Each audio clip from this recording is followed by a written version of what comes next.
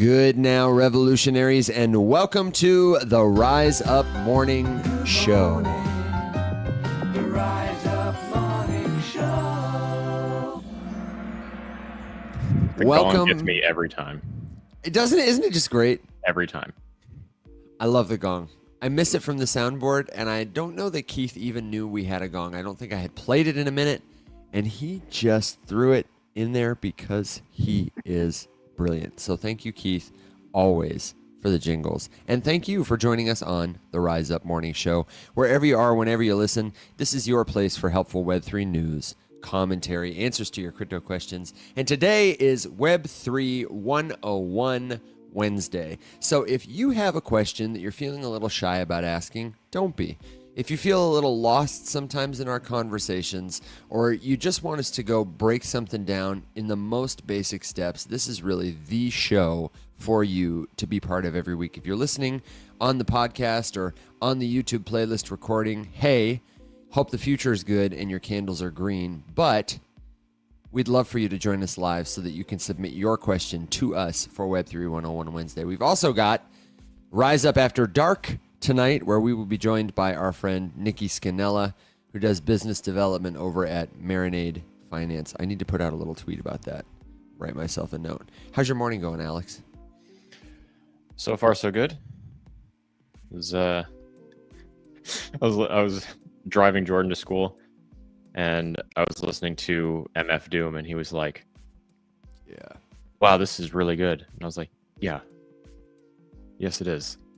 It's a pleasant change of pace from the normal nonsense that you listen to in the morning. So you're welcome.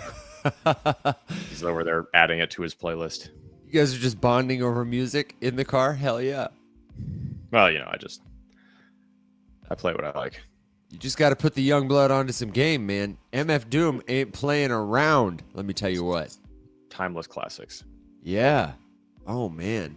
Okay. Jordan getting turned on to good music. I burned my finger with some coffee, and I got woken up early by Lucy, whose stomach was grumbly, so she needed to go eat some grass.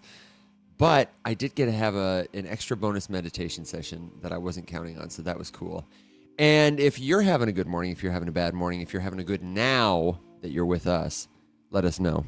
Alex, I had to tell you that last night, I'll probably talk about this again tonight, I was at a restaurant. I was playing some music.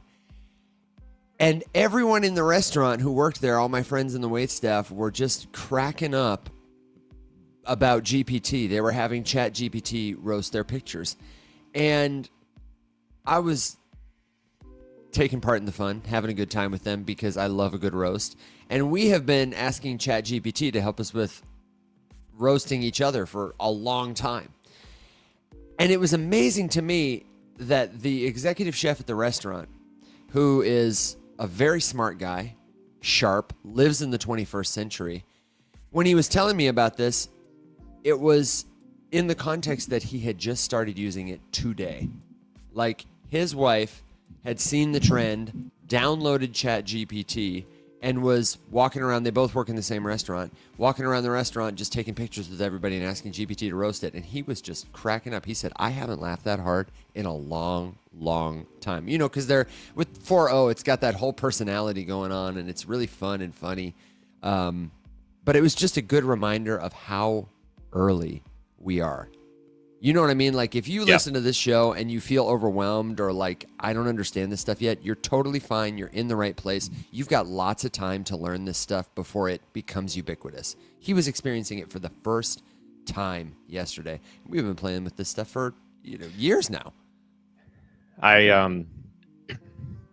Sometimes I think about how, when I'm looking at the inevitable future of AI, and of course there's now more whispers inside of the tech community of the emergence of AGI, which is just like the next level, agentic intelligence, which is just more widespread AI agents. We've been talking about this for a little smidge, but they're not that great yet.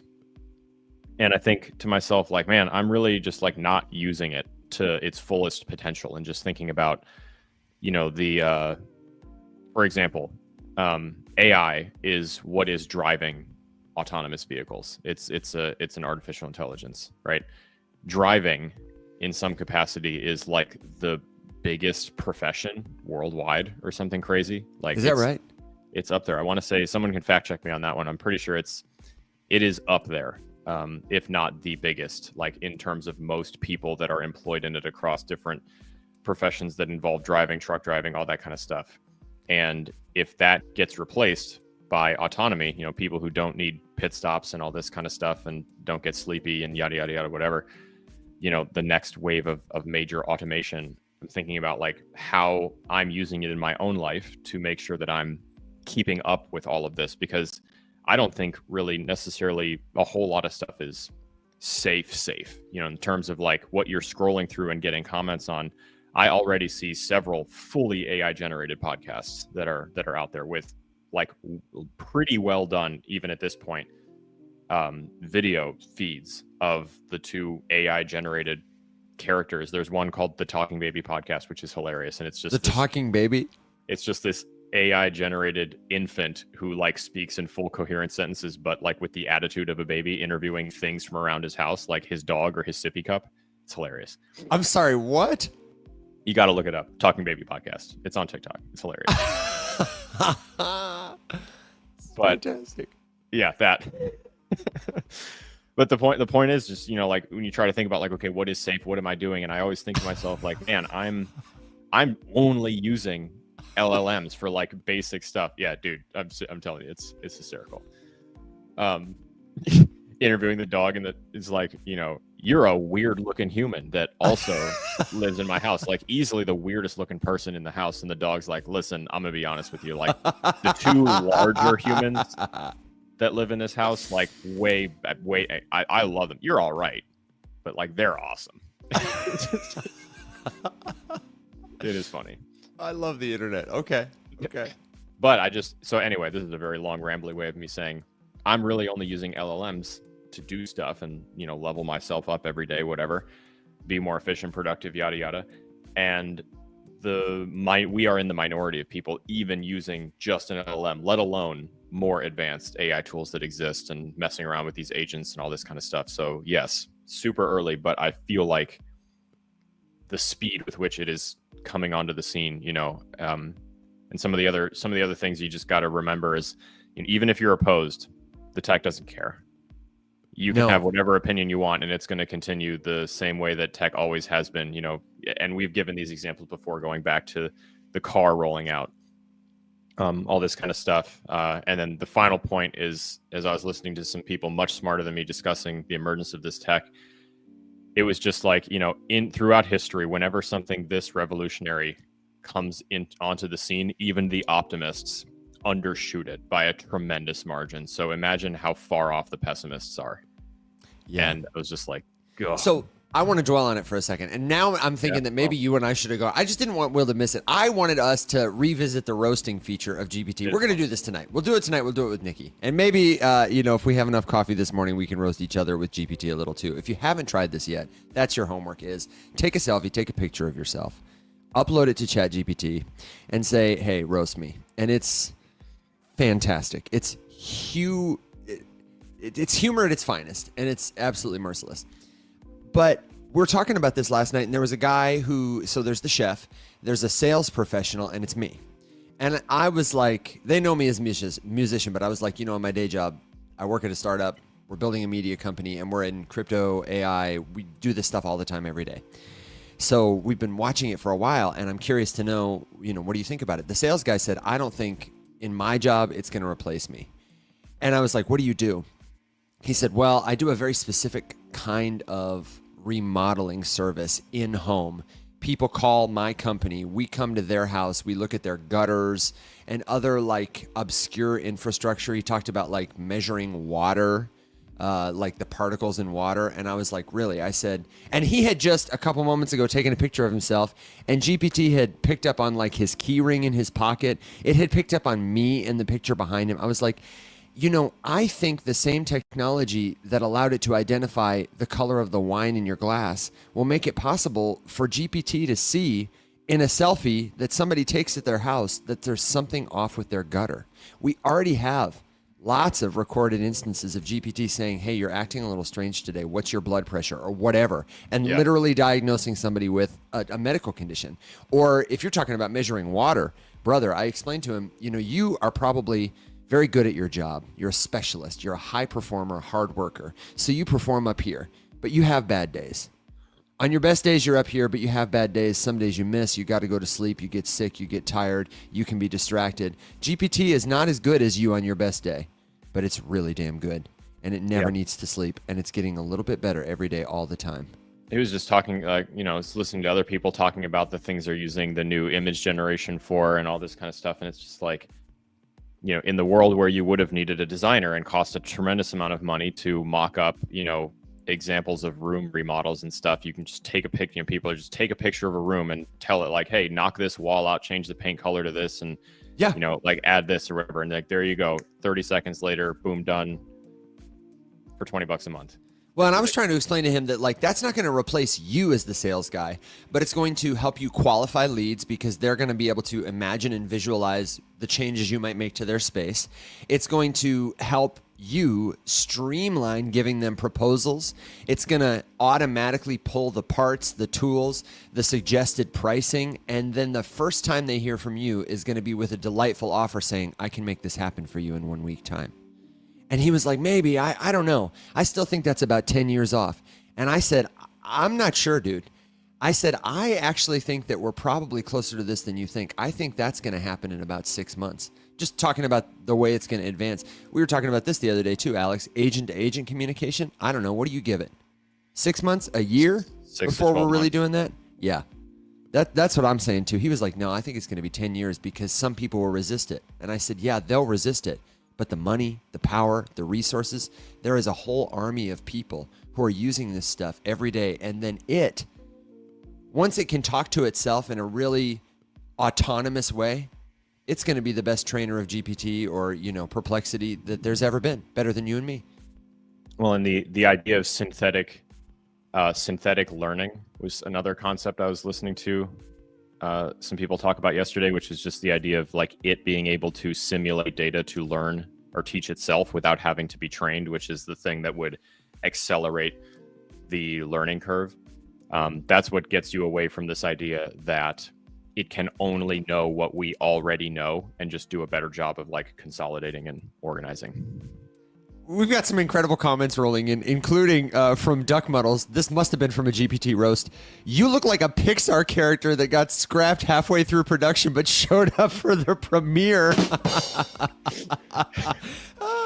It said yesterday, you look like about two people who took a selfie in the restaurant. You look like the human embodiment of I regret that decision. I was like, oh my God, it was so ruthless and toothless.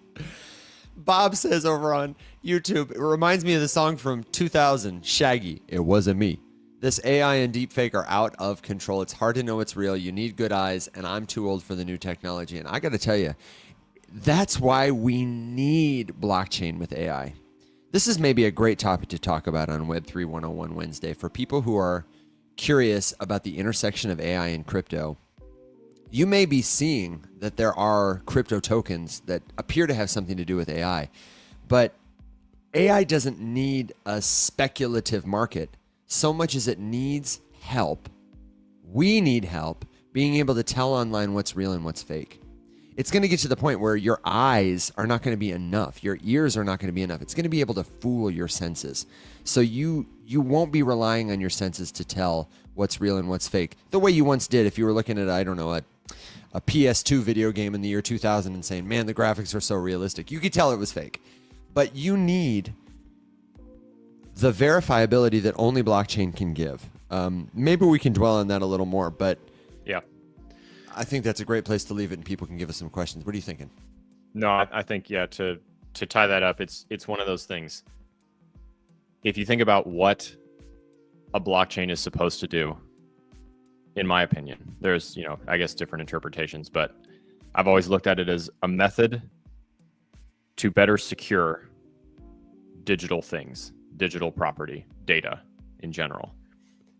One of the most easily duplicatable things. You take a JPEG, take a line of code. I mean, things that are digital can be copied very easily, much more easily than you can copy something that is not digital. Counterfeiting a piece of digital art is much easier than counterfeiting a Louis Vuitton bag or something. So a blockchain is the thing that can make that not as big of a problem. And so in a world where you are really starting to question what that is digital is real, which videos, which sound bites, which recordings, which pictures, all that sort of stuff, being able to prove via token something non-duplicatable is incredibly valuable, and I think will become more and more. I don't think it will become nice. It will become a necessity. Totally, and it's going to be so easy. Whatever chain we're on, let's just say we're on Ethereum. Ethereum, like Bitcoin, has so many possible potential private keys that FedEx is using it to generate tracking numbers for their packages on its own private chain.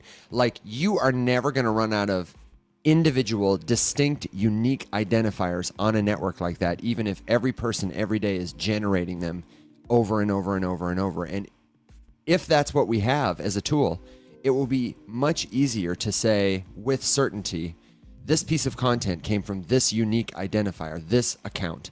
This account is a bot. This account is a human. I've seen a lot of talk lately about WorldCoin, Alex. You know, the Sam Altman-backed scan your iris database that will help us prove if somebody is a human or if somebody is a robot. And a lot of people are saying things like, I've changed my mind about WorldCoin, because when they first came out, they were using people in the global south to like prove their concept, harvest data. There was a lot of speculation that they had made I remember it was bad weird. promises and didn't pay people. But I'm seeing a lot of folks start to say, now that AI is proliferating, yeah, I'm really keen to get something that will help us prove what is generated by a person and what is possibly a robot online. Joe mentioned in the comments about how important it is to have a secret word, and maybe we can talk about this a little bit too. I got a text the other day from my soon-to-be mother-in-law that somebody had compromised her account. They had created a PayPal account for her and used it to buy cryptocurrency. And then that she got one of those scam texts that said, I need you to call me. Someone's trying to get in your bank, but it wasn't really her bank. And so I was talking to her on the phone. I'm going to go over there later today, try and put some two-factor authentication on her accounts and help her out, just about how concerned I am for everybody, but especially folks like us who it would be so easy, Alex, to go through your videos, to take your voice, to take your face, and then, I don't know, call Christina, who probably wouldn't fall for it, call your mom, who probably wouldn't fall for it, call everybody in your phone and say... Because we talk about it all the time and how this is going to happen. It's only a matter of time. So what can people do to protect themselves against scams and schemes like that? What is the secret word concept? So first of all, you have to get ahead of it. You have to anticipate that it's going to happen and just come up with a plan that everyone's on board with. Layer your security as much as you can. 2FA where possible. More layers where possible. Trust me, it is so much more. It is so much more inconvenient to have a hack or a breach or an identity theft than it is to spend an extra 20 or 30 seconds logging into something. It seems stupid now, like when you're sitting there dealing with it repeatedly over and over again. Imagine the rescue is going through this right now. Someone got into Steve's PayPal account or whatever payment service app he's using and is just siphoning money out of it, and the bank is like basically refusing to do anything with it because the transaction patterns match his history of withdrawing, because every time we set up a Facebook fundraiser, it has to go to that. Facebook will not let you run a fundraiser to any other platform. And so now every time you do something, it just gets siphoned and it looks like it's going, PayPal basically was just like, good luck. We don't believe that this is fraudulent.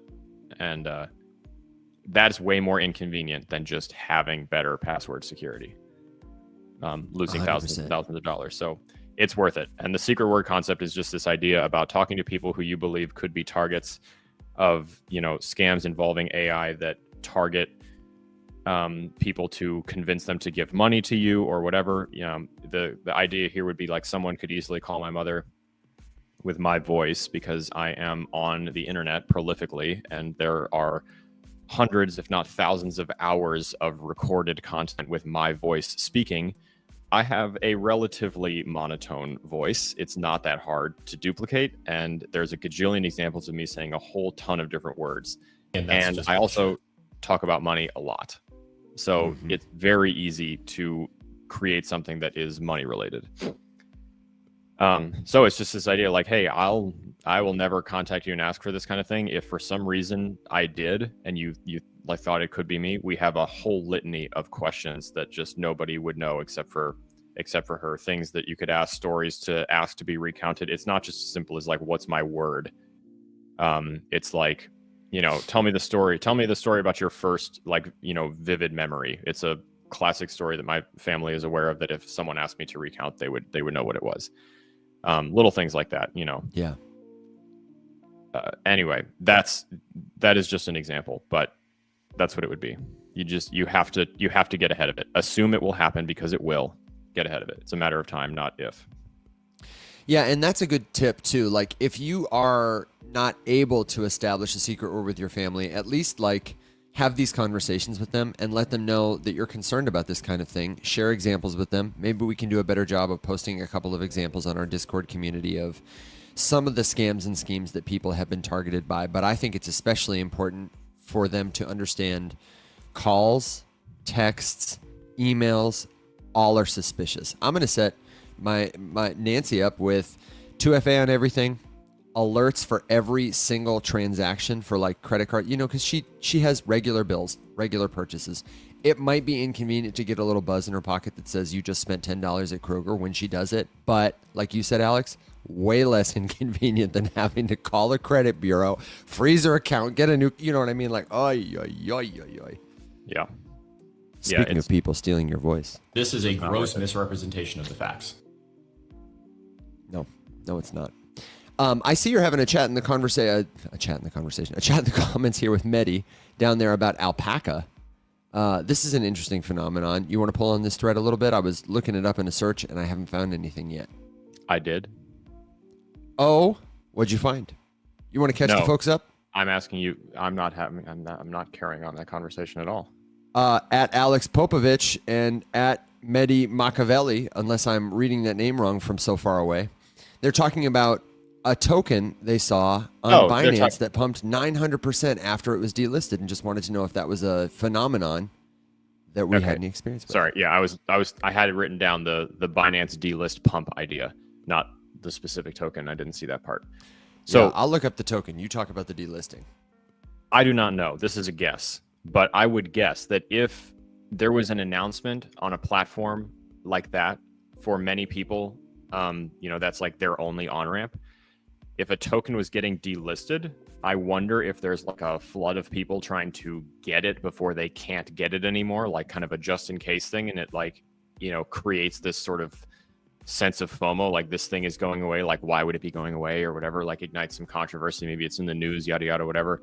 I think the funny thing is that oftentimes tokens just get delisted not because of huge controversies, but because the volume is so shit that they can't make any money trading it and it's not worth it anymore. I've seen that specific reasoning for delisting stuff before, just lack of demand. And it makes sense. I mean, how many centralized exchanges have listed how many tokens over the years, and how many of those things are completely dead and pointless? Probably a ton, especially now where everything that flares up for 10 seconds is getting a centralized exchange listing. So I don't know exactly why, unless there was also some sort of like external news factor. It could also just be flat out market manipulation, because these things are teeny tiny and anybody can manipulate it. Looks like it's exactly what you said, Alex. After Binance announced it on April 24th, we're going to delist this token, probably because trading volume is low and you got to make money if you're Binance. A lot of traders anticipated a price drop. They opened short positions, which means that they are betting on the price to go down in the future.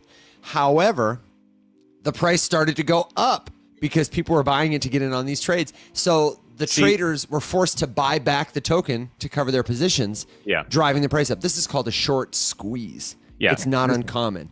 Went up big, went down big. This is why I would never, just me personally, and maybe this is because I'm not skilled enough or literate enough in this particular area of trading or whatever to like mess with it. In a world where all of that is public, I can't imagine opening positions like that in something like a low cap crypto, wherein hedge funds or anybody large scale looking at this, it's just free money. You open a position like that in something that can be easily manipulated, why wouldn't they steal from you? Yeah. Like, when people give me shit for only trading spot, I'm like, guess whose position is never at risk of being liquidated when I'm like sitting there with like leverage on something? And yeah, sure, I get it, stop loss, sell loss, all this kind of stuff. You can mitigate the downside, but like, I don't know, it just doesn't, it like, I had this conversation in my comments yesterday. I have no desire to be a trader. I would like to make some money from doing all of this, which is why I buy a couple things that I believe in spot. I keep it relatively narrow, but like overall, like I don't know about you, I have zero interest in like sitting at my desk and staring at charts and making my full-time job day trading and like calculating risk potential for longing and shorting X, Y, and Z, whatever. And then especially when you're doing it like open on an open ledger for something already hyper volatile that like anybody with a few $100,000 can manipulate you out of the position. I mean, geez, abs hard no.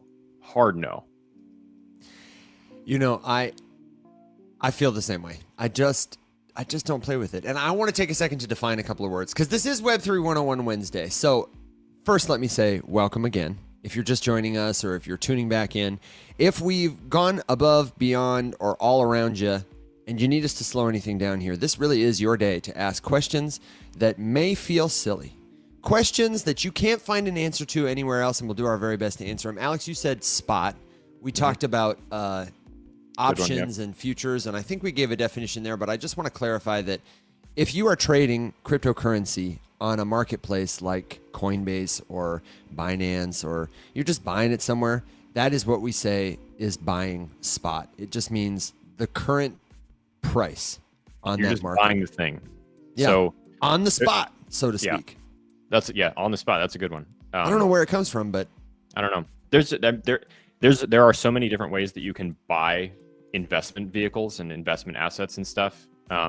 You know, when you start getting into the world of options and all this kind of shit, spot is basically just like, I am not trying to go like extra gambly on top of my already gamble potentially. I'm just trying to buy the thing. I just want the asset.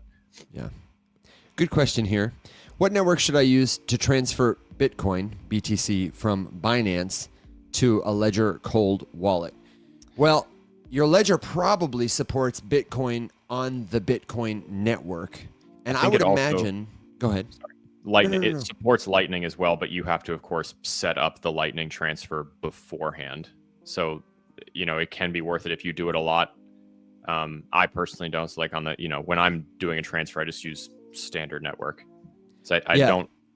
Go ahead. I'm not sure exactly the Lightning stuff. I haven't dabbled with it, but I know you have to like go outside and like set up the Lightning transfer before you can actually execute. You have to get some piece of information. So it looks like on Binance they support the native network, which is the Bitcoin network. It'll probably be represented as BTC when you choose to withdraw from Binance, and it says what network do you want to withdraw to. It'll say BTC. The Binance Smart Chain, which is BEP20, that's the abbreviation for it. ERC20, which is the Ethereum network, and it also supports Polygon, Arbitrum, and Optimism for bridged or wrapped Bitcoin. That's interesting. So if you withdraw your Bitcoin from Binance, you're going to want to withdraw it to your Ledger on a network your Ledger supports. Your Ledger will also support a couple of different options, but it's natively set up to support native Bitcoin. Like the Bitcoin app that you downloaded through Ledger Live is almost certainly Bitcoin network. And if you go to the receive section of your Ledger Live app, it'll show you a message that says something like, I could pull one up, only send assets on this network to this address. And depending on how the address starts, you can kind of tell that differently too. For example, ERC addresses will start with 0x.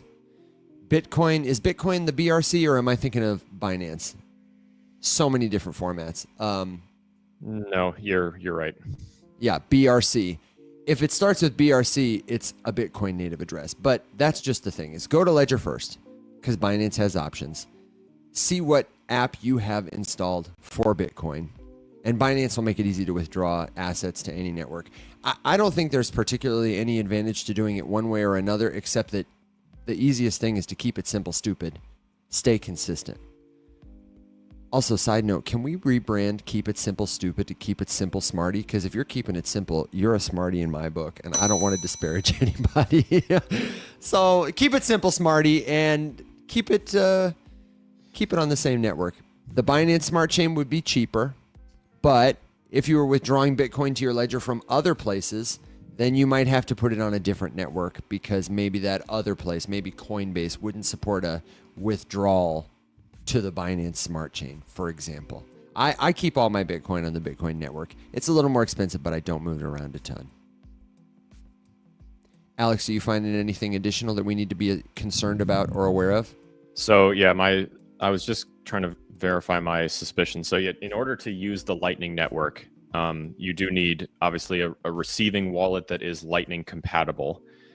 And then you need the Lightning enabled service. So the Coinbase or the Binance or whatever would have to actually allow you to make a Lightning transfer. For just in case, because I realize that's another jargon term. Lightning Network is, I don't want to say Bitcoin layer 2, but it kind of functions like that. Like from a user perspective, you could kind of think about it that way, in the sense that like it is a way to transact with Bitcoin faster and cheaper than you would if you were using the regular Bitcoin network. And if you're playing along with the dictionary, a layer 2 is a jargon term you should write down and look up. For now, it's something that is built on top of the base layer to help it scale, like another lane on the highway. Go ahead. Exactly. Yeah. And the sorry, we just hiccuped a little bit. Are we good? We're great. Back? We're great. Okay, I got you. So in addition to having obviously a send and a receive service that are Lightning enabled, you do need to generate a Lightning invoice, which I think happens after the fact. This is not a very clear description of exactly the process. I think it's not like a giant pain in the ass. I haven't messed with it, but now I'm making a note to myself to go and actually run it so that I can not sound like a dweeb the next time I talk about Lightning. Yeah, I actually have not used the Lightning Network myself, but I do believe that it's... I'm trying to think of what the native wallet is. Okay. I have to look yeah. it up. So You as you generate an invoice, so like you're basically getting the recipient. I think that's just a really weird way that they've chosen to write getting the Lightning address, which would be the exact same way that you would like scan a QR code or write down an address or copy an address or something like that to determine who you're going to send things to. So as we break this down to its most simple form, when you're creating a transaction, there are several pieces. And one of the things that is being worked on in several different kinds of ways is making this process faster and more simple, because it's kind of a clunky process, or at least it was. It's getting significantly better. And you're seeing this now with smart keys, or with pass keys, rather, that kind of stuff. But a transaction in its most simple form requires someone to receive the transaction, someone to send the transaction, an amount that the transaction is going to be for, and then the sender authorizing it on chain. So that looks several ways. Let's use an example between myself and Evan. Evan has a Bitcoin wallet. I have a Bitcoin wallet. There is one Bitcoin in my wallet. I want to send one to Evan. I would need Evan's address, which he can definitely provide me. That's his public address. It's the same thing as the number on his house. I would need my own wallet, and I would need the private key to access my wallet, which would be the equivalent of me using my singular special key to unlock my front door and get into my house. Proves that it's my house. I take Evan's address and enter it in the two, whatever medium we're using to transfer, whether it's the Ledger interface, the Coinbase interface, the Kraken interface, your hot wallet interface, anything. You sign into your wallet, enter Evan's address in the send, in the to, enter the amount, hit go, and it's going to ask you, like, are you sure? And this looks different depending on which device or which wallet you're using to authorize the transaction. You click yes, off it goes. It's several clicks. It's getting a little bit better. If you're using a cold wallet, sometimes there's a couple extra steps. Like if I'm trying to send something away from my cold wallet, which is a device that lives off of the internet, I would be confirming the transaction on my computer. It would send some information to my hardware wallet. I'm authorizing over here, maybe with a PIN number or something like that. Hitting go, it goes back to the thing and off it goes. So it's not the easiest process ever, but when you're sending money from account to account, you want to be sure. So you want, again, some layers of security. This is one of those things that if you are custodying or owning truly the full weight and responsibility of owning your money instead of a bank being responsible for it, there's just a few extra steps. So it's kind of that trade-off. You trade off a little bit of convenience for more security. I also want to issue a quick correction as long as we're wrapping. This is a really good question. A lot of good tidbits here. If you are using Ledger to receive Bitcoin, if you want to do it on the Lightning Network or you want to do it on another network that is not Bitcoin, you will need to use another wallet. Ledger has a connect feature that they brought out probably a year and a half ago where you could load your Ledger into another wallet interface without loading the private key. It was like read-only access, the same way Ledger Live kind of works to help you set up transactions and manage things, but it doesn't see your private key or expose it to the internet. That stays on your device. Ledger can connect to wallets like MetaMask so that you can extend the possibilities of the kinds of assets you can interact with or set up transactions for. Ledger was just basically like, listen, we don't want to build all these APIs ourselves, so we just built an API to their API so that you can use their thing to set up your transactions. So if you want to trade BTC on a different network that is not the Bitcoin network, and you're sending it to your Ledger, you're going to need to integrate with another wallet like that. There are lots of good tutorials, but if you're sketched out or you just want a second opinion, that is a great place to jump into the Rise Up Discord server and ask for a second opinion, share a screenshot. And I would direct you to go to the riseupmorningshow.com for all of our official links, including the link to the Discord server. Or, of course, if you're a Discord pro, you can just skip the line and go right to discord.gg/riseup. It is totally free to join the Discord community, to jump in, to ask a question, start hanging out. And the only thing missing, my friends, is you. So good luck with your transfer. Let us know how it goes. We're expecting to hear back from you. And we got a great question, Alex. It's a great question, but I'm not sure there's a good answer. This one is, I sent USDC on the wrong network. Is it just lost in the matrix now? Do you want to tell him or you want me to tell him? Honestly, it's kind of a big answer. The answer is not necessarily, but maybe. But maybe, yeah. Maybe, yeah. Yeah. It really depends on how much control or access you have on the receipt side. So there's a couple different ways that this can go down. And on the sending side. Go ahead. And on the sending side. In short, yes, for now. But it's possible to get access to it. So the crypto that you send on the wrong network does not disappear. Okay, it's important to note that. The device that you sent it to may not support the network that you tried to send it to, or send it on, rather. But if that side could be updated to support that, it could be retrieved. And you might have seen some controversy online with the Coinbase exchange specifically, as people were depositing money to a Coinbase account using a network that Coinbase could, but didn't actively support.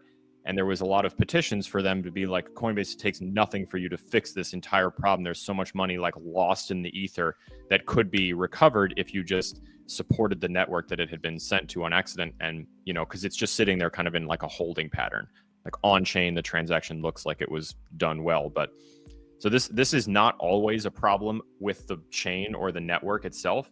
It's sometimes as simple as being a problem with the device or the platform that you're using with their interface.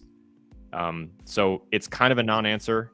It really depends on the specifics of your exact situation. So if there's a specific example, we can kind of dig into that. But in general, maybe, but it also might be recoverable. It's not guaranteed to be lost forever.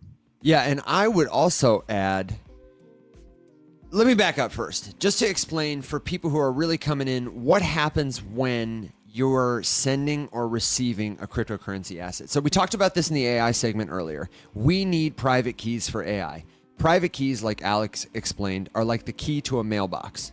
Everybody can see your public key. That's like your home address or your email address that you share with your colleagues.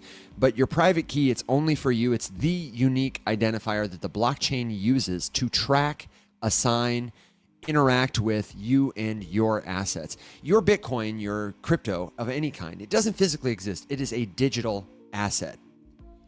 In the case of a tokenized asset on a blockchain, what is actually happening when you buy Bitcoin? Let's say you go to Coinbase and you buy some Bitcoin. You don't get sent Bitcoin. What happens is Coinbase interacts with the Bitcoin protocol to assign your private key Bitcoin. The protocol will check and see if Coinbase has the permission to do this. It will, if it does, reassign those assets. Basically, like a page in a notebook that maintains a ledger, they're going to cross out the previous entry, take 10 of these away from Coinbase and say minus 10 Coinbase plus 10 Alex, check mark. It's going to broadcast that to all these other computers who have a copy of the ledger, who maintain the Bitcoin network. They're going to say, yep, looks good. Coinbase has permission. Here's this new private key. We'll give it 10 bit. We're great. Perfect. Good. Done. It's written. That's what happens when you are sending or receiving assets. You are reassigning the right to use those assets to another private key. So when you send USDC or any asset to the wrong network or wrong address, like Alex explained, you are reassigning it. Maybe to an address that could exist in the future, but unless and until it does, it's like sending it to a storage locker that nobody has a key for. Until that key holder gets there and opens it up, the assets that are there cannot be retrieved, reassigned.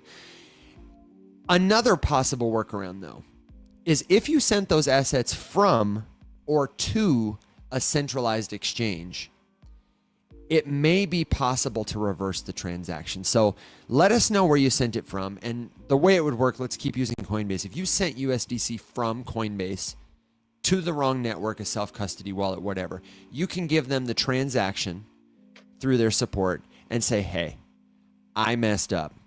I sent this to the wrong network. Can you reverse it? And the reason you can sometimes reverse this is because Coinbase, as a centralized exchange, you don't have a private key there. They hold your private key for you. So when you send Bitcoin from Coinbase, you are really sending Coinbase a request to use your private key to do something. Most of the time, they're just maintaining their own ledger off-chain, we say. They're not actually signing things with keys because that's expensive and it's extra work. It's like what your bank does. You know, they don't physically take the money you give them and then walk it across the hall to put it in your friend's account. They just type some numbers in a computer and hit enter to make sure that when your friend shows up at the bank, the record will allow them to give them whatever dollar bills they happen to have on hand. That's how Coinbase works. So sometimes they have more flexibility than the chain does. And similarly, if you sent yourself assets on the wrong network to Coinbase, they can say, oh, you know, it's like getting mail at an apartment building. Maybe you sent it to the wrong unit, but the superintendent who works there can pick it up for you or intercept it or help it get to your address. So you're telling me there's a chance? Yeah. Yeah, that's what I'm telling you. But otherwise, if that's not what happened, yeah, so sorry. The good news is, though, that lots of times now, in many instances, these various wallets and centralized exchange platforms are building in safety features to help prevent people from doing that. And, you know, requiring specific networks to be enabled and several layers of check to kind of help prevent it. But like back in the old days, you could write anything in the send, in the to, and just hit send and be like, good luck. See you later. It goes. And now it's like, hey, buddy, that's not a real address. Are you sure about that? And you'd be like, oh, crap. No, I copied the wrong thing. And, you know, check yourself. And Coinbase cracking these things, they won't even let you anymore. It's like straight up not valid, not accepted. Yeah, we've come a long way. We've come a long way, which is great. Yeah, which is great. I wanted to hit really quick. I've got a couple more things written down here that we can get into, but Alina asked a question about hold on. Aaliyah, excuse me, asked a question about ledgers key sharing with the government kind of a thing. And I know there's a bunch of FUD around this, so I just wanted to set the record straight on it. So Ledger has a feature called Recover. You can opt into it. They cannot mandate that you participate in Ledger Recover. What it does is essentially give you kind of that forgot password option, wherein if you get locked out of your wallet, you can recover your account through Ledger. What happens on the back end is that this just means that you are opting into a program that gives Ledger, the company, permission to know your private key in the event that they need to get it. And Evan, I know you have a good breakdown of a little bit more technicals about it, but that's essentially what it is. The government angle is basically just in order to be legally compliant in the United States, Ledger as a company essentially just said, like, yes, if we get a subpoena from the federal government, we will comply with the subpoena.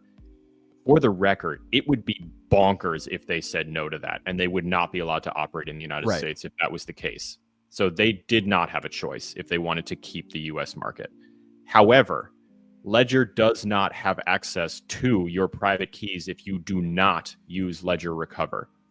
So in that sense, government's hands are kind of tied. They could still subpoena and Ledger could request from you, and then you could not. But Ledger would not be able to force give over to a subpoena your private key if you do not participate in Recover. So there's a couple ingredients to that whole story. But even if you're in Recover, there still has to be a legally recognized issued subpoena on behalf of the agency or the government that wants to get access to the wallet in question. And actually, I need to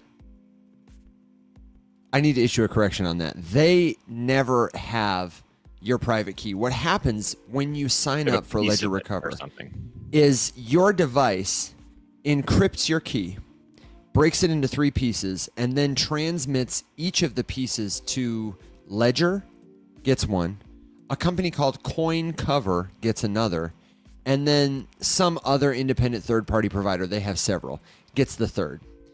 No single party will ever have access to all 3 encrypted shards, or therefore your seed phrase, your private key, on their own.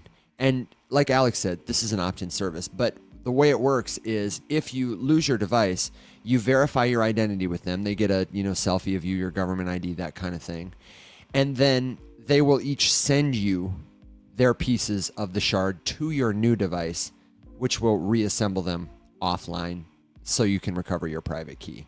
So a subpoena alone wouldn't be, if Ledger got subpoenaed or if they got hacked, it wouldn't matter because whoever hacks them or subpoenas them is not going to be able to see.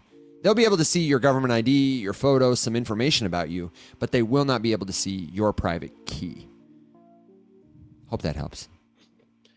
There's another good follow-up question from Lee here. Can you change the private key on your Ledger? And the short answer is no. But there's a process by which you can just get a fresh one. Yeah. So if your private key became compromised, you would obviously not want to use that wallet anymore. Once a wallet is created, the private key is the private key. There is no changing it. However, it is not hard to just make a fresh wallet, which would give you a new account with a new private key password. So you could transfer everything out of your device, factory reset your wallet, and create a new account on the same device if you really wanted to. But like I said, please, please, please make sure you transfer all of your assets out of it, or the keys to all of your crypto before you do that, or it will be lost forever. Well, I guess, actually, I just lied to you. It wouldn't be lost forever. You would just have to re-import the old wallet with the old seed phrase and whatever and, re-access it, which you could do. So, it's not quite as dire, but just make sure that you do that if you're going to make a fresh wallet and, set new whatever. We also had a follow-up question that is worth revisiting about if I sent my crypto to the wrong address. This is one of my favorite questions, and this is one of the most common questions I get when people ask about wrong address. Could somebody hypothetically in the future get assigned or generate the private key that unlocks the wallet where I sent my assets by mistake? Like get my money in the future The question, of course, somebody's saying is, So you're telling me there's a chance? once again, I have to tell you that, yeah, possibly, but Technically, yes. yeah, the soundbite is really apt here because there are more possible Bitcoin addresses alone than atoms in the observable universe. The You odds more are likely. Yeah, no, the odds are bad. Like Jim Carrey is more likely to be, in a Dumb and Dumber scenario with what's her name, the actress, and get to go on his date finally and get struck by lightning 7 times and also win the lottery than you are to get that private key. Even if you spent every second of every day just generating private keys, you'd never get there. Never. It's more likely that the Illuminati shows up on your door and announces that you're the new king of the universe. There's literally a higher chance of that. It's happening. more likely that Alex launches a meme coin and invites everyone to buy it in a big viral TikTok video and promises it's going to the moon than that happens. Seriously. Nope. You do have a higher chance of generating a 1 in 17 septillion% chance address. I will absolutely die on this hill. The day I launch a meme is the day that everyone has permission to come to my house, kidnap me, put me in a rocket, and just like launch me into the sun.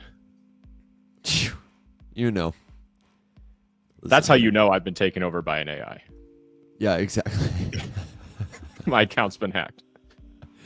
Guys, I was wrong. Creator launched memes are really the future. Buy my bullshit. I'm definitely not going to get bored, tired, frustrated, and abandon it in 6 weeks when it dumps into the ground. Yeah, and when it does, we're going to do a community takeover, guys. It's better this way. Trust me, guys. I did all I could. If you've got a crypto question, especially a Web3 101 question, this is the place for it. We're live Monday through Thursday, 7 a.m. Central Standard Time, and Wednesdays at 7 p.m. for Rise Up After Dark. Don't forget that we've got the USDC to $2 t-shirt, a limited quantity available now at the riseupmorningshow.com, and the new Rise Up Morning Show mug. When I opened this mug and showed it to Kimberly, she said, "Oh, I like that mug." I can't Meaning, wait. She was not as big a fan of the other one, but this one, it's got the seal of approval, and it's big. Dude, I need a USDC to $2 mug. I love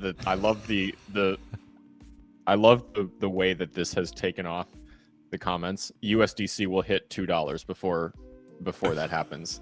When USDC goes to $2, I'm buying Alex's meme coin. USDC is my meme coin. Okay, don't buy a meme, just buy some USDC. You could mint a new ticker, probably USDC. Dude, yeah, you could definitely duplicate a ticker, which is actually, Evan, that's a great segue into something we could hit. Contract addresses. That would be okay, good. And by way of segue, while you pull it up, can I just say, like you can duplicate a ticker, we would have to create an intentional acronym to make it like USDC, something really great. Did you see the politicians are excluded from stocks and whatever private, like basically a proposed act from Congress to bar public officials from trading stocks and equities, and the acronym worked out to be the Pelosi Act? You know what? I still think it's so funny. Like she is a large scale offender, but I just find it, fun fact, she's not even in the top 5. Like in terms of Congress people who have profitable insider trading. It's bad people. Like she's bad, not even in the top 5. And that should horrify people. Fun fact, and I'm enlisting all of your help. You can all help me with this. USDC now has a dedicated Twitter account. Okay? It's way. New. They do. They only follow like Circle, Alaire, and like one other person. They posted the other day and said, "Who wants to follow?" And it got like 7,000 comments. I commented because obviously I want them to follow us. I know. I'm on a mission to be like the 5th person. They're not going to follow anybody. They didn't follow anyone from that list. It's just way to go, USDC, engagement farming, the crypto Twitter people. Such a smart intern. I just believe that if we can track them down at a conference and we are both wearing USDC to $2 t-shirts, we have a shot. We've got a shot. You're telling me there's a chance. Yeah, I think actually that would work probably. If we can meet Jeremy Allaire wearing USDC to $2 t-shirts and have one for him, there's a chance. I just want you to know that when you search USDC to $2, the first thing that comes up is, in fact, the t-shirt. So, yes, hyper bullish. You own that SEO. All right. So do me all a favor the next time you guys are on Twitter. First of all, I'm sorry that you're there. And second of all, tell USDC to follow Rums HQ because USDC to $2. Okay, so I rugged you. I totally rugged you in transition. We're talking about... I rugged myself. It's okay. It's okay. Self-rug. Self-rug.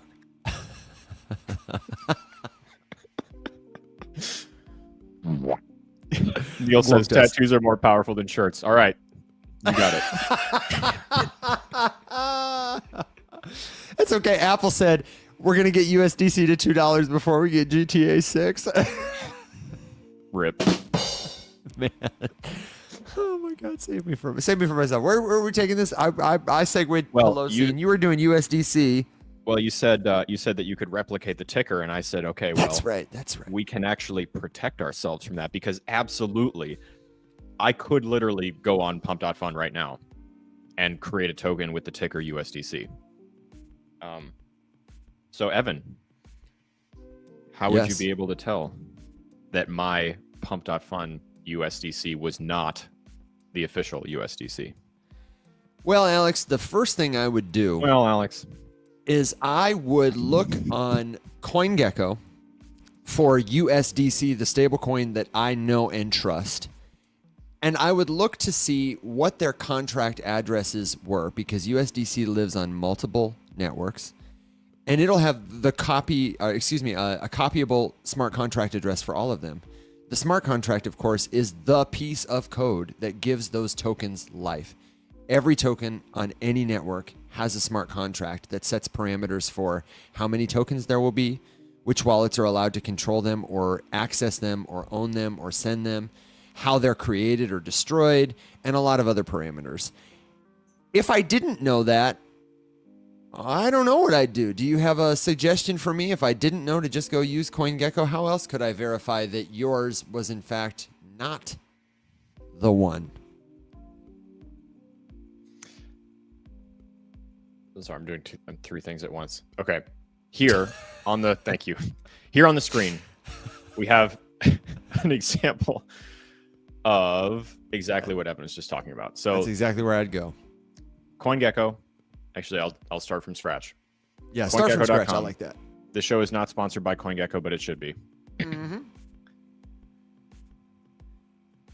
Right here, number 7, USDC. This brings number us one to in my heart. The little number 1 in my heart. Number 1 in Evan's heart.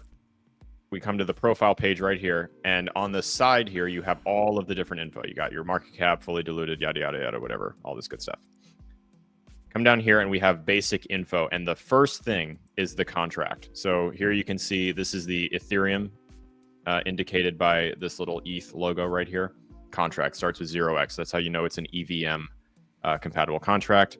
So fun fact, if we were to have made one on pump.fun, which is on Solana, the address would not start with 0x. That would be your first clue.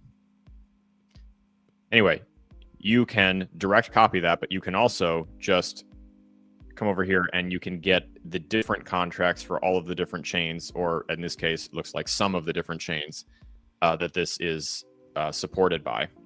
That's interesting. That's all that they have there, huh? Well, I'm assuming that it's because a lot of the other ones would be EVM.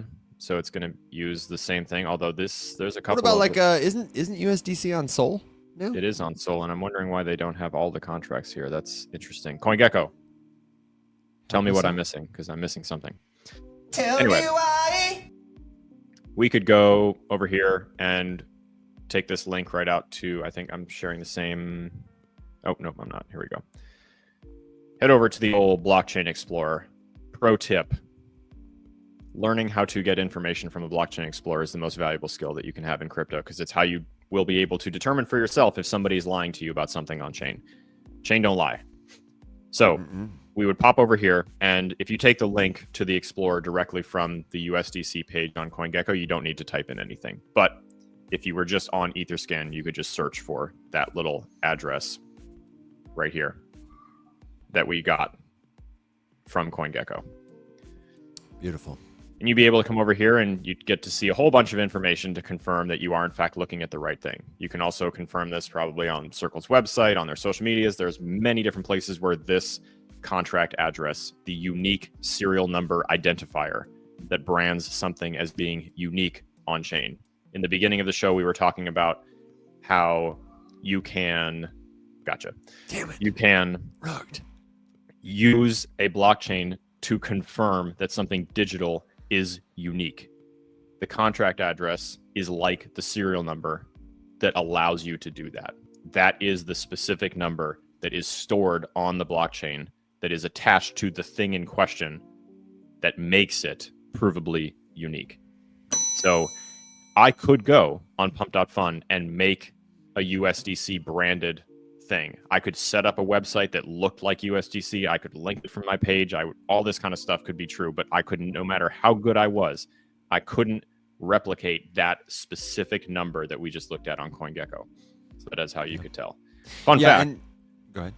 The USDC counterfeit example is a little bit extreme, but one of the ways that this does actively trip people up regularly is if there is a popular meme coin or a popular smaller token, you can very easily counterfeit it. And if the only real discernible difference is that, like, take someone else's that they launched on pump.fun and it made it really big and you wanted to scam somebody and you launched one on pump.fun, the address would be similar.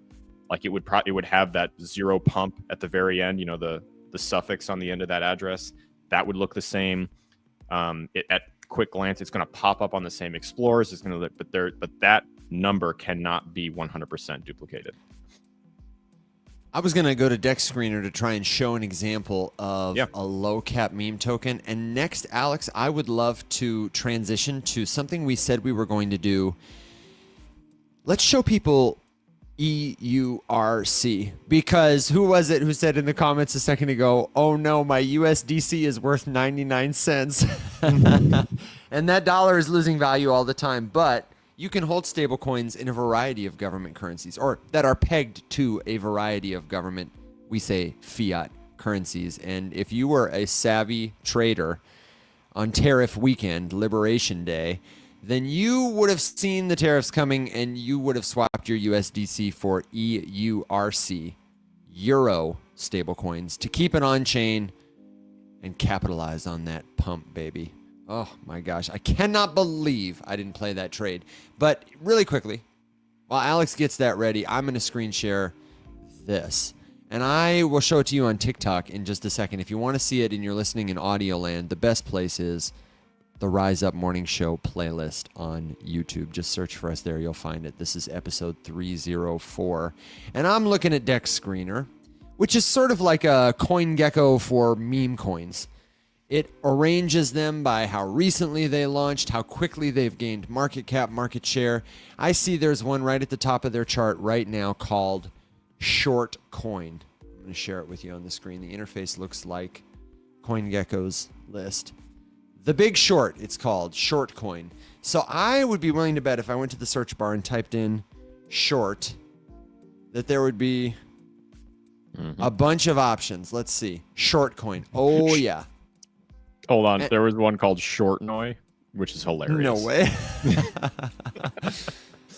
So a lot of these do appear to be the same token, which I'm verifying by looking at the contract. The way Dex Screener displays the contract is it's next to, in the search, token.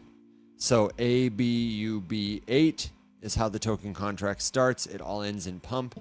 And there are a lot of these, which just means that this token has different liquidity pools, different places like pump.fun or looks like Soulflare, where you can go and swap your cryptocurrency tokens for this token. That's a good sign. It usually happens with a lot of meme tokens.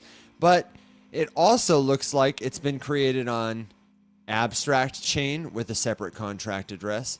It looks like it's been created on Sui with a separate contract address, on Uniswap with a separate contract address, and all these have much smaller market caps. They may or may not be affiliated with the real team. And here's exactly what I was looking for.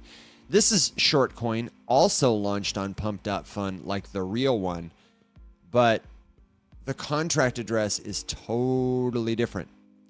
So this is somebody who launched their token 2 hours and 31 minutes ago, according to the indicator, probably trying to capitalize on the hype of this one launched 4 hours ago, so that some unsavvy investor will be moving too quickly, will look for this token instead. And if this is you, boy, I've got bad news for you. This is probably, it's a honeypot if I've ever seen one. For the people who can't see, this chart is just going up and up and up and up and up.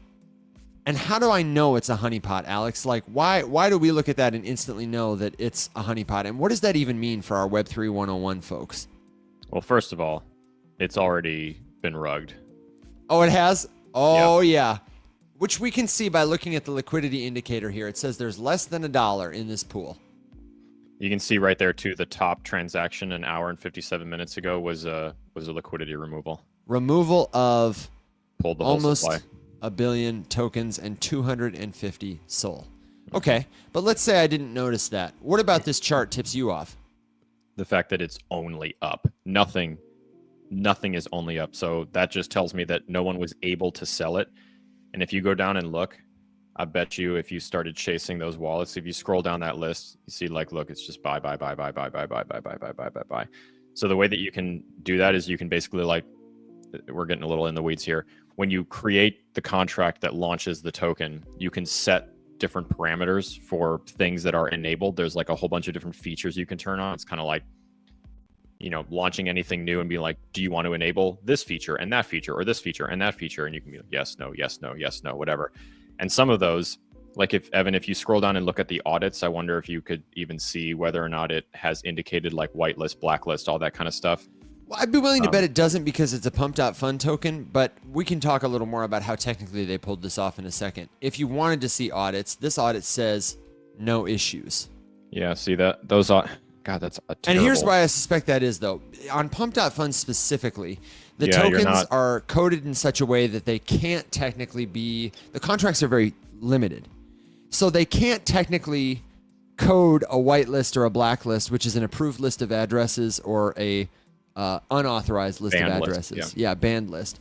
But what they do is this person probably launched this meme token with, $65,000 in their back pocket. They probably created 100 wallets that they controlled with a bot and then instructed those wallets to buy. They funded it with the $60,000 or whatever and said, okay, every wallet is going to buy a random amount between $5 and $8 every 30 seconds or every 30 seconds to 1 minute. And that's what created a chart that looks like this. Up, up, up, up, up, up. If somebody real had bought into this, they could have sold it, but this probably just went under the radar. There's how many tokens launching on pub.fun a minute? It's easy to get missed. Yeah. This person is trying to capitalize on the other token success, get you to click this one instead, and then because they've got a lot of money into it, they're going to take yours. Yep. It's tough. That's all there is to it. That's all there is to it, brother. You want to show us how we can buy a little EURC with our money, Alex? Yeah, so I haven't fully participated in or done this yet, but I'm going to show you a couple resources. Great, because I haven't either. So I believe, and I'm going to pull up a couple different things here. Okay. Okay, so here's the first one. Let's toss this up on the screen. This is just Circle's dedicated webpage for EURC, which is the fully backed stable euro. It's a... Did we determine it's Mika? Evan, It's got to be right? if it's a euro stablecoin and it's Circle. I'm thinking No, it's I'm gotta saying be. pronunciation. It's Mika, Oh, not Micah. yeah. Okay. Mika. We've been saying Micah my whole life. Me too. Rip. Anyway, so over here you can kind of just get some basic info. It's a lot smaller, than the stable dollar, but exists on all of these different blockchains. I would posit that we can grab this via decentralized exchange. I am Yeah, sure did you just? there I'll are. just grab a contract address and try to do a little swippy swap. So let's actually try to do this together from scratch here. So if we came over here to CoinGecko and look up EURC, Here we go. Find it right there. Circle branded EURC. We'll confirm this is the right one. I'm going to copy this contract address right there. Beautiful. Looks like this is linked officially there, blah, blah, blah, blah, whatever. We'll come over here and we'll confirm looking at the blockchain explorer. So again, this is EtherScan. And it looks like there are a number of confirmations here. So fun fact, EtherScan has a feature now where when things get repeated, if you highlight an address from in the to or the from, it will highlight. Evan, if you, let me zoom in for you a little bit. You can kind of see there, right? Like as I pan over this, it highlights similar addresses. So we can kind of track like when one address gets used more often or, repeatedly. And we can just see over here, we've got a ton of confirmed and verified, Uniswap v3, the official Circle deposit contract, the official Circle address, like all this kind of stuff. We've got a ton of these. We've got lots of different confirmations here that we're looking at the contract address for EURC. So from here, I would go over to, well, actually, we don't even have to guess. If we look at the CoinGecko profile page for EURC and we scroll down here, we can see all of the markets that support EURC. So we can see right here on top, obviously, Coinbase Exchange supports it. Currently at $1.14, so this would be the conversion rate between euros and dollars. Looks like you can also get this on a series of different protocols. So, Meteora, Curve, Trader Joe, PancakeSwap, Aerodrome, Radium, Orca, all this kind of stuff is there. So I would check in, whichever ones of these you feel most comfortable with. But here, let's just look at the pair from something decentralized. Let's go over here to Aerodromes. Share this instead. So yeah, I would be able to connect a wallet right here. This is Aerodrome, the decentralized exchange. I would be able to swap. We're wanting to buy. So it looks like I can trade in with, kind of whatever I have. So I'm sure I could do a straight swap. Yep. So I could swap USDC for EURC. And that's probably how I would do it right there, because the fees are going to be the best. Beautiful. And there you have it. Couldn't let you rug me this time, man. I gave you a little buffer. Yeah, you kind of did. So in the chat, we have a couple of questions. People want to know, why is the market dropping? And I did see, not the market, but that there has been a GDP update. So Alex, can you stall for me for 20 seconds? And I'm going to pull it up and get some good numbers. And then we can try and interpret the data before we get our dogs and ponies on the road. Yeah, I think too, just to add into this, kind of regardless of data, as the overall picture here is still tenuous at best. It's still sketchy. This is kind of why I've been talking so much about the need for having a profit-taking strategy that works, that is simple, that you can keep track of, that doesn't take a tremendous amount of brain power, that you don't have to think about and stress about and obsess about. It's because of this, because we could be going higher, significantly higher, before some sort of major correction. It's true that a lot of this exists inside of a bubble, and Bitcoin has been ridiculously resilient lately. So, there's a lot of things that can kind of lend validity or confidence to crypto specifically. However, overall, there's just a whole bunch of reasons for it to not just rocket for no reason and go up. There's a whole bunch of counter reasons. And so for that reason, I am more aggressively scaling out than scaling in. I would like to have a good, healthy reserve of stablecoins. One, because I'm not wasting my money when I do that, right? We can yield farm stablecoins, which, put a pin in that. We can hit yield farming as the final thought before we head out. But I would rather know that I've got something more stable in the event that we see another span of time like we have very recently seen, where some bad economic news comes out, some new dumbass plan is revealed, and everyone's like, oh, this is terrible, and just falls off a cliff and we go full lemming for a little bit. I want to be able to capitalize on that moment. Did I stall long enough for you? Yes, you did. Rapid fire Brilliant. crypto news. All right, folks, this morning we got some fresh GDP numbers for Q1 2025, and they're not great.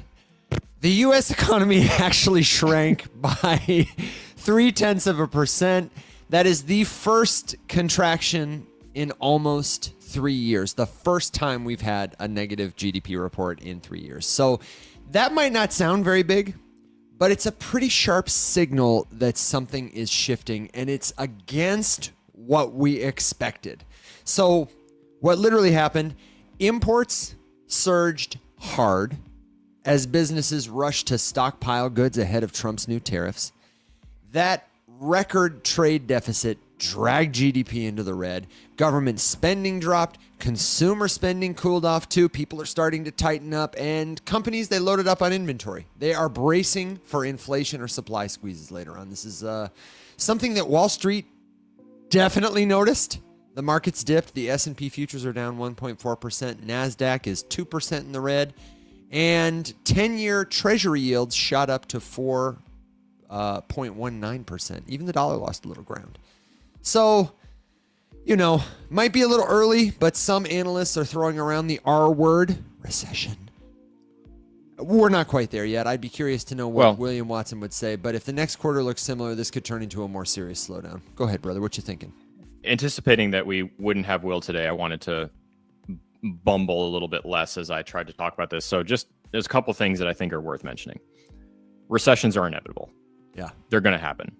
On paper, the textbook definition of a recession at this point, until someone changes it again, is 2 consecutive quarters of negative GDP growth. So we've got one. If next quarter would be, then it would be confirmation. But in reality, I find those to be not super helpful to like practical everyday people who like exist in the real world.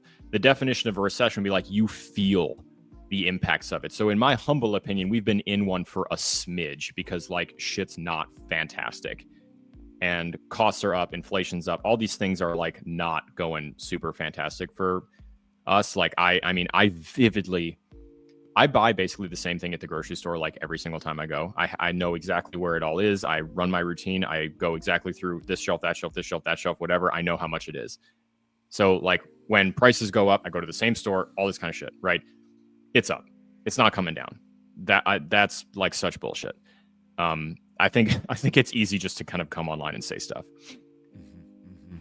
So in that sense, you know, like the recession fear is a little silly because the media, of course, wants to grab onto this and it's going to step up. You're going to hear so much more recession talk because of this GDP report.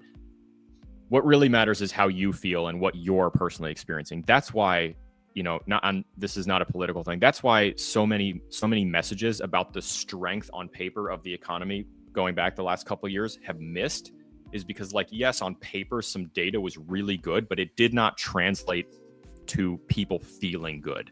And that's a way stronger indicator of the state of things than like what some piece of data says. Yeah. So in that sense, I think that I would just be bracing for like more sensational news than I would be necessarily for anything else. I think that, you know, we've all known for a bit that like things are kind of sketchy. We're going to see this is definitely going to affect markets as it is literally right now, which is exactly why at the end of this for the last week or so, like as we've been super green, I've been so heavily talking about profits because for the love of God, take some goddamn profits when things do 30-40% in a couple weeks. That's not sustainable. Don't come for me. I will continue to void scream that forever. I literally just posted yesterday that like it's been how long of like only green. This makes no sense. I'm selling more stuff today. That was literally yesterday. And it's okay. People call me a wuss every single time I do it. But hey, you know what? Sitting on stablecoins, and I hope that you are too.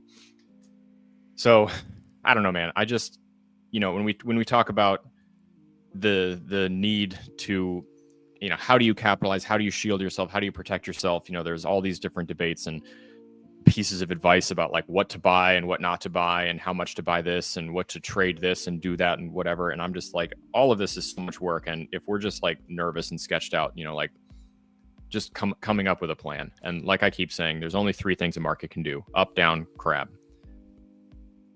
Come up with an action plan for each of those 3 things. And all of a sudden, you will never be caught unawares. Beautiful. Alex, I know you said you wanted to do one more quick segment maybe on yield forming before we ride our dogs and ponies into the sunset. So while you prep that, I'm going to take a minute to invite everybody to share your last minute questions, suggestions, good jokes, words of wisdom, and of course, to leave them in the Discord if you miss the show. Like, you don't get the live comment, that's fine. Come to the place where they never disappear. And that's discord.gg/riseup. Tori said, who calls you a wuss? Strange behavior. Moist Mike, in regard to taking profits, said, I listened. Way to go. And then I also wanted to shout out Aaliyah, who earlier said that she was able to share some education with a friend and help them avoid a pig butchering scam, to which I just got to say, that's killer. And Music Man said, hey, America's under construction. Renovations get a little messy before cleanup. Someone else said, yes, Music Man, indeed they do. Timmy said, gonna get a little tighter before turnaround. My business is feeling it. And my favorite comment might be from Solano Cruz, who says, I'm old poor, not new poor. So recessions don't scare me. The examples are just getting harder and harder to ignore. I work in property management, and so I talk to a lot of contractors, and they're all telling me the same thing. Like if I reach out to them to set up a consult or a quote with an owner for this project or that project, they're like, I'll give you a quote, but the price is going to change tomorrow. And the availability of materials and crews and whatever is going to change tomorrow. So honestly, right now, my big contractors are not even giving quotes to anybody. They refuse to write a price on paper because 6 hours later, as they say, somebody stubs their toe on something from the wrong country and they slap a new tariff on it, and the shit changes and a tweet comes out and it's all whatever. So I don't know. Confidence is shot right now, which is making it very hard to sustain any sort of rally. There has to be a reason. An unsustainable drop can turn into a relief, but there has to be a reason to be confident in something to push it up for a long time. Alex, are you about to bust into the locker room and give us the halftime pep talk? You got to have a reason. You got to believe in something. I need you to get out there. There's just no, you got to want it. That's it, man. You have to want it. Yes, that's a piece of it. But you can want whatever you want. The market doesn't give a shit what you think. It doesn't care what side of the aisle you're on. It doesn't care whether you think this is a good idea or that's a good idea. It's going to do what it's going to do. And right now, the sad fact is that around the world, people who hold U.S. debt usually have to do something with that money. And there's no reason to invest it in the U.S. right now. It's sketchy. So what are you doing? They're investing at other places. This is all I'm not making shit up. Just go look where the money flow has changed in the last 6 months. The last 3 or 4 months, and it'll show you. Confidence is shot. Got to rebuild confidence. Markets like stability. They like it when shit's boring and predictable. That's why so many people invest in the U.S. It's looked at as being stable and predictable, and that's been evident for the last how many years. And however, all of the current policies and whatever aside, recessions are inevitable. Any economist will tell you that this stuff is a cycle. It happens. It's a cycle. You fell off that horse, champ.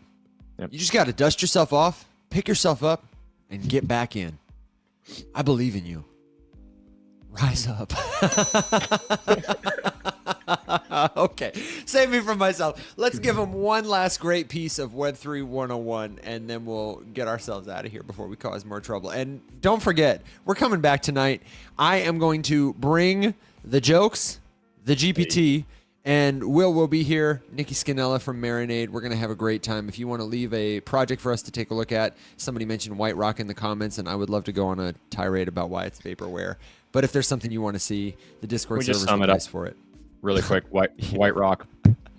It's White Rock. They called it White Rock because it sounds like Black Rock, and that was honestly a level 10 move. That was genius. It was genius. Just skip it. Just skip it. Go look. Actually, it's an interesting one. Go look it up and see why it's bullshit. But don't waste your time. We can talk about it later. I got a video about it. What are you going to show me about yield farming, Alex? You going to teach me how to? I was just going to say, I know that and influence people. This is Web3 101, and I use the term yield farm, which is something that's definitely popular as you're looking at a time of overall economic uncertainty, escalating tensions around the world, all this kind of stuff, all these things that contribute to uncertainty. Opportunities to earn yield on money. This is the idea of putting your money to work for you. And I always say the tools that banks use to make billions of dollars are available to you. You can use them too. They exist. They're named different things. And there's a reason that they get a lot of shit, because the existence of them threatens a very gigantic industry that is only propped up by the fact that you do not know how it works. So when we talk about yield farming, the idea there is just that when you have value in some form, in this case, let's talk about stablecoins.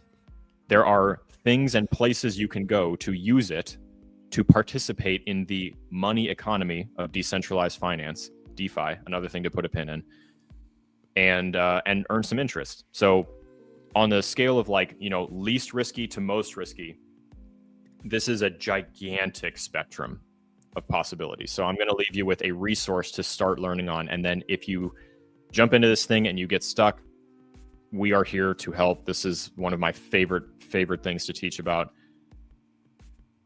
Pull it up right here for you. Pull it up like your pants, man. We have not shown the llama yet today. Ooh, how did we get through Web3 101 without it, man?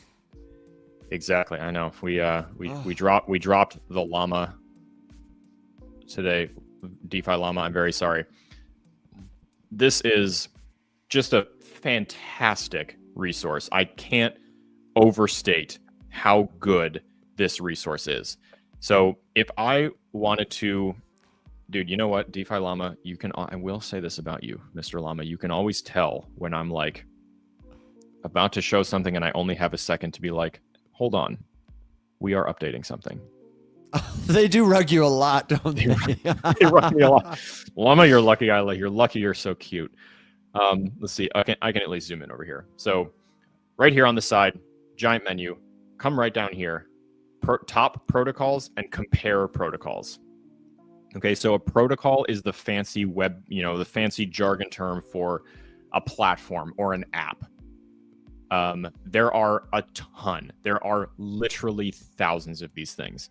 If we were able to click into it right now, llama, what you would see is a giant list of different protocols that are all in different categories. So the first one I would encourage you to do a little bit of digging into is in the category of lending and borrowing. This is kind of the most basic fundamental layer of what is known broadly as decentralized finance.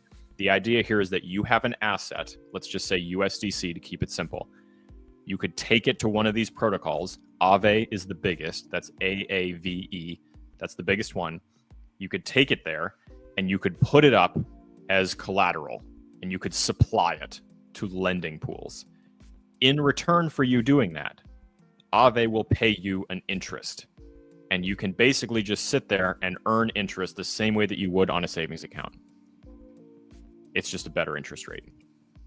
That is one lower risk example of yield farming. And there is basically no ceiling to how crazy and in the weeds you can get on the spectrum that is DeFi and yield. Yeah, we're going to have our friend Jeff the Dunker on the show while we're at Consensus. He's joining After Dark May 14th. Brilliant. And I have asked him to at least partially appear as Jeff the Dunker because it's a character, but it's my favorite character who is the ultimate sell your house, buy ETH, put it in a Ponzi farm, take out a loan on it. And, like he talks about just the wildest looping DeFi strategies that you could take. And honestly, it's so good. It's so good. As he says, Ponzi farming can be profitable if you know what to look for and you're willing to be quick. Yeah. Oh, damn. Gotcha. Me again. I had to get one more. And the simple way to think about yield farming is to think about what it's called, farming. If you want a potato, you plant a potato. If you want to grow money, you plant your money. You're investing money seeds to grow a money plant and generate a return. And, some seeds are steady, stable yields, and some seeds are a bit of a gamble. You're trying to grow an exotic plant in shaky soil, but maybe it'll produce a beautiful pineapple. I don't know where that analogy is going, except to tell you that it is something you can learn about, that Shakespeare was full of crap when through Polonius he said, neither a borrower nor a lender be. And you, my friend, can do this. If you're curious, if you're skeptical, we totally get it. And we don't want you to rush into this thing. We want you to take it one step at a time. We want you to keep coming back. And we'd love for you to jump into our community. Ask your questions on the show. Ask your questions on our videos. Learn with us. That's what we're here for. 4 days a week, 5 times a week, and then forever at theriseuppmorningshow.com. So, Alex, a final thought before we truly take our shows on the road for the morning? Yep. I'll just answer the final question here from Home Dad, who asks about current interest rates. So in general, right now, interest rates on these big, more secure platforms are lower because a ton of money has gone to them given the overall uncertainty. So like 3 or 4 months ago, the average interest rate of return for supplying USDC on Aave was like 9%. Right now it's like 3 because there's a lot more people supplying, not borrowing. So those rates have kind of, dipped. There are more protocols though. I usually mention Aave because it's the biggest one. So it's the least likely to crater, in my opinion. And everything is a calculation of risk. Everything. So I always say, like, consider all of the ingredients in your particular DeFi strategy. Consider it like a recipe, and the different things involved are the ingredients. And think about the risk associated with each of those ingredients. So if I'm supplying USDC on Aave, my 2 ingredients are USDC and Aave. My risks are USDC depegging and Aave going out of business, which are both, in crypto terms, extremely unlikely. Possible, extremely unlikely.